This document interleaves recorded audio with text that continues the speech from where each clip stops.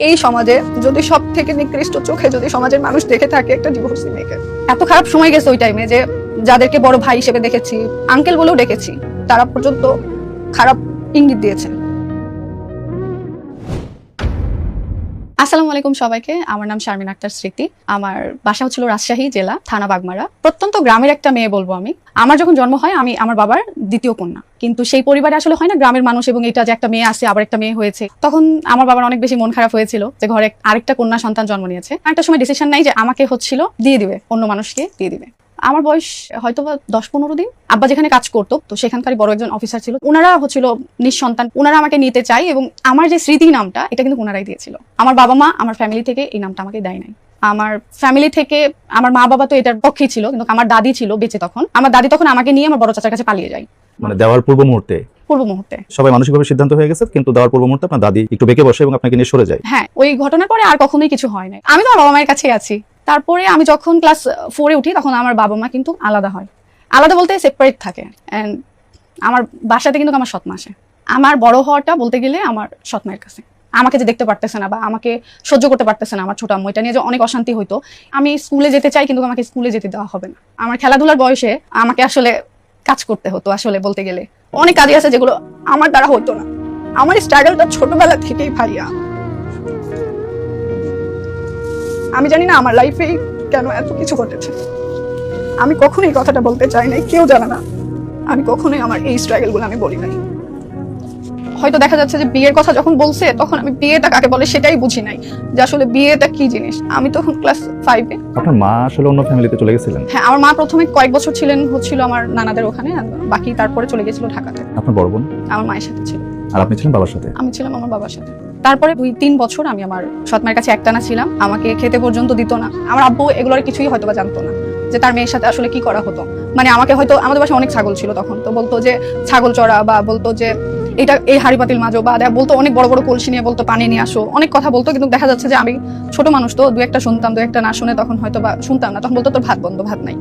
So এই ভাতের ক্ষুধা মেটানোর জন্য আমাদের বাসার সাথে একটা বড় একটা টমেটোর বাগান ছিল, তো আমি সেখান থেকে টমেটো তুলে নিয়ে খেতাম, এবং বেশ কতবার আমি এই কাজটা করছি। তারপরে ঢাকাতে যাই আমার মা বোনের কাছে, তখন ওখানে টুকটাক কিছু কাজ আমিও করতাম। আমার জীবনের প্রথম ইনকামই হচ্ছে 40 টাকা। এই কাজগুলো তখন ডেইলি রোজের কাজও আপনাকে করতে হয়েছে? হ্যাঁ, তখন ওইটা করেছি যে হয়তো ভালো কিছু একটা খেতে পারবো, ফ্যামিলির সাথে হয়তো ভালোভাবে থাকতে পারবো। ও ঢাকাতেও থাকতাম এবং এখানে আমার সৎমায়ের কাছে, বাবার কাছেও আমি থাকতাম। আমি আসলে চাচ্ছিলাম যে আমার পড়াশোনাটা এর মধ্যে যতই স্ট্রাগল হোক আমি যেন করতে পারি, মানে কন্টিনিউ করতে পারি। পড়াশোনাটা আমি ছাড়তে চাই নাই কখনো। যার কারণে যখন বাবা, মানে আমার সৎমা এবং আমার বাবার কাছে আমি থাকতাম, তখন অনেক সময় আমার পড়াশোনা খরচ চালাতে পারতাম না। তখন আমাকে ঢাকা চলে যেতে হতো, এন্ড ওখানে যাওয়ার পরে হয়তো কিছুদিন কাজ করতে হতো।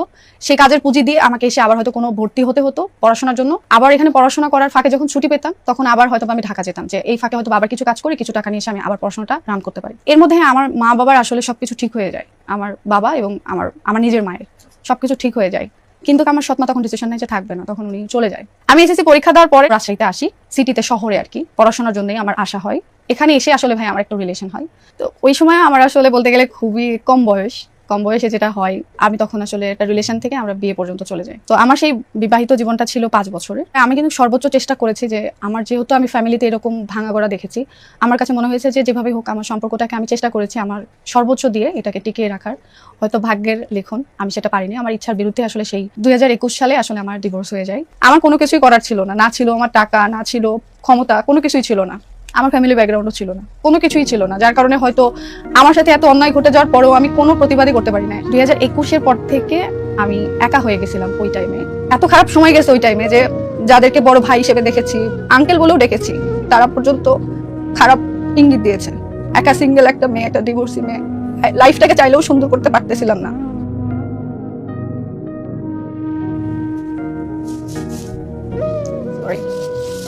আমার কাছে মনে হয়েছে যে এই সমাজে যদি সব থেকে নিকৃষ্ট চোখে যদি সমাজের মানুষ দেখে থাকে একটা ডিভোর্সি মেয়েকে, আমাকে প্রতি পদে পদে এটা ফিল করাইছে।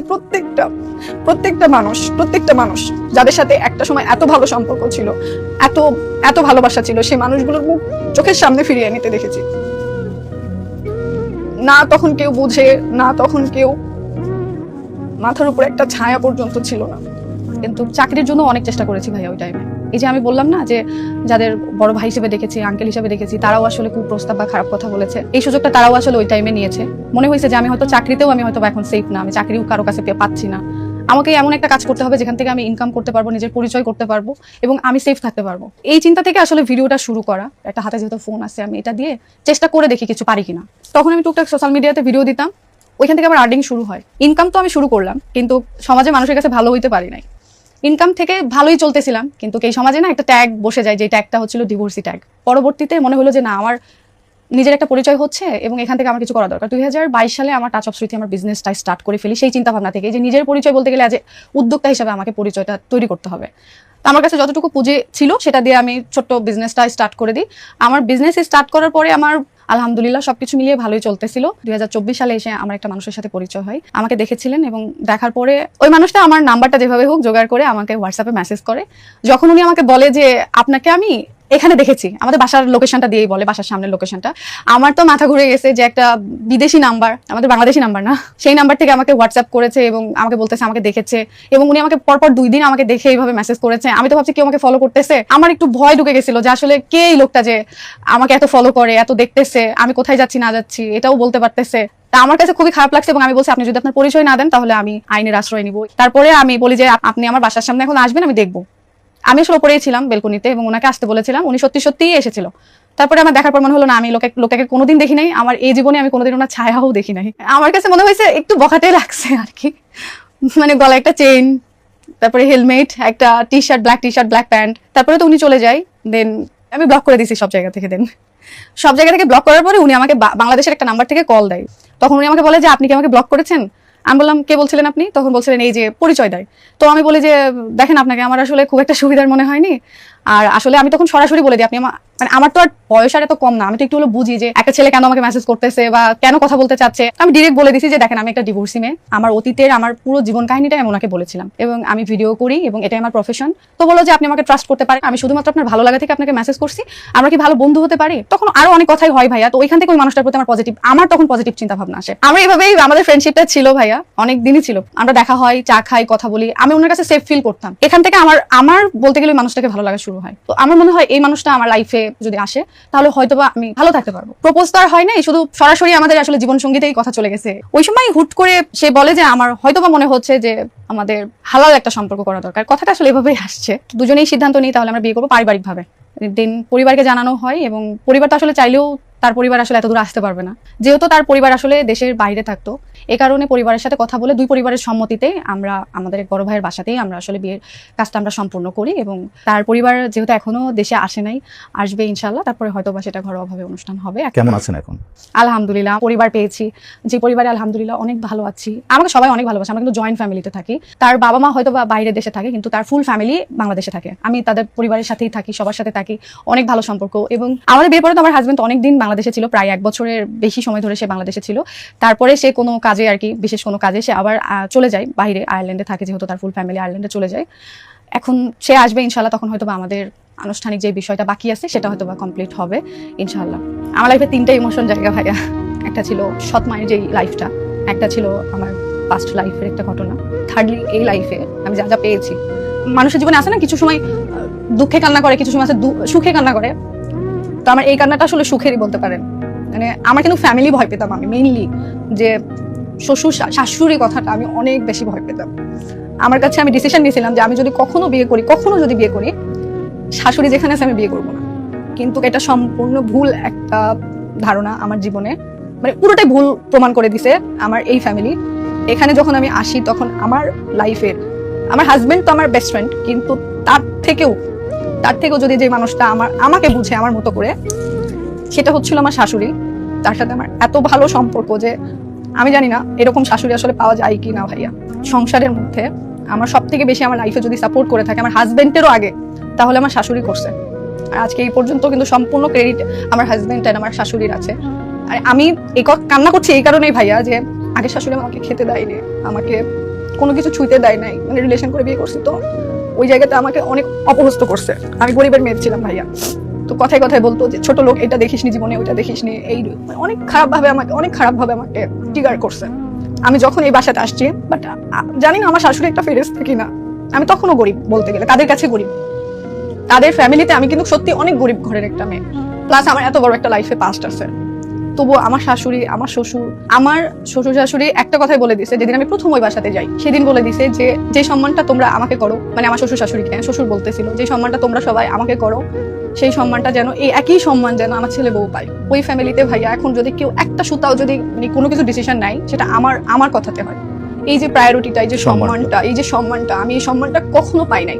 আর আমি কল্পনাও করি না যে আমি এত সম্মান হয়তো আমি পাওয়ার যোগ্য কিনা, আমি সেটাও জানি না। আমার শাশুড়ি যেদিন ওই বাসাতে আমি গেছি সেদিনই আমাকে বলেছে যে এই বাসা তোমার, চাবি তোমার, সবকিছু তোমার যেভাবে ইচ্ছা সাজাও, যেভাবে ইচ্ছা তুমি করো। আমি একবার বলেছি যে আমার একটা শোরুমে জায়গা লাগবে, পুরো বাসা দিয়ে দিছে, পুরো বাসাটাই আমার শ্বশুরের। আমি খালি মুখ দিয়ে বলতে পারি না ভাইয়া যে আমি এটা নিবো বা খাবো বা পরবো, সাথে সাথে ওইটা হাজির। আমার হাজবেন্ডের আগে কিন্তু আমার শ্বশুর শাশুড়ি আমাকে ওই প্রায়োরিটিটা দেয়। বোঝাইতে পারবো না ভাইয়া যে আমি যে ফ্যামিলিতে এখন আছি, আমি যে শ্বশুর শাশুড়ির ফ্যামিলিতে এখন যে আমি সংসার করে খাচ্ছি, আমার কাছে মনে হয় যে হয়তো একটা মেয়ে আছে সর্বোচ্চ ভাগ্য করে আসলে এরকম একটা ফ্যামিলি পাই, যে প্রত্যেকটা মেয়ের জীবনে ঠিক এইরকম একটা পরিবার, এরকম শাশুড়ি, এরকম শ্বশুর, এটা ডিজার্ভ করে। প্রত্যেকটা মেয়ে যেন এমন ফ্যামিলি পায়। আর আমার যে আগের পাস্ট ছিল, আমার শত্রুরও যেন এই লাইফটা যেন না হয়। কপালটা ছোটবেলা থেকে এত খারাপ ছিল ভাইয়া, সবকিছু মিলে আমার কাছে মনে হয়েছিল যে যার কপালে সুখ হয় না তার কপালে কখনোই সুখ হয় না। এটা আসলে ভুল একটাই আমার কাছে মনে হয়েছে, যে না, আপনি ধৈর্য ধরলে, আপনি কষ্ট করলে, আপনি যদি সৎ থাকেন, দেখবেন আপনার জীবনে অবশ্যই আল্লাহ ভালো কিছুই রেখেছে। ধৈর্যের উপরে আসলে কিছুই নাই। আসলে আমার যখন আমি স্মৃতির ফার্স্ট টাইম দেখি, টু বি অনেস্ট, আমার ওরে প্রথম জায়গাতে আমার ভালো লেগে গেছিল। বাট এই ভালো লাগাটা এটা না যে আমি ওরে বিয়ে করবো, এমন কোনো ডিসিশন আমি তখন নিই নাই, কারণ আমি তো তারে চিনতাম না। আর তার সাথে যে আমার মানে ইন ফিউচার আমার কথা হবে, এগুলো আমি কখনো ইমাজিন করি নাই। অনেক কথা এখনো আপনাদের সাথে শেয়ার করা হয় নাই, যেগুলা সিক্রেট আছে। ইনশাল্লাহ আমরা একদিন না একদিন ওগুলো শেয়ার করবো, তখন আরো ভালোভাবে ক্লিয়ার হতে পারবেন আপনারা।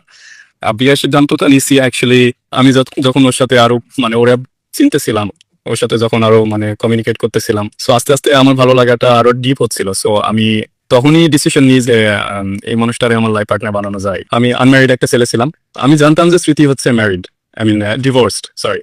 বাট আমার ওইটা নিয়ে কোনো ইস্যু ছিল না, কারণ আমার বাবা মা, আমি অ্যাজ লাইক মোস্ট মানুষ জানে যে আমি হচ্ছে বাইরের দেশে বড় হয়েছি, আমি রেজ হয়েছি।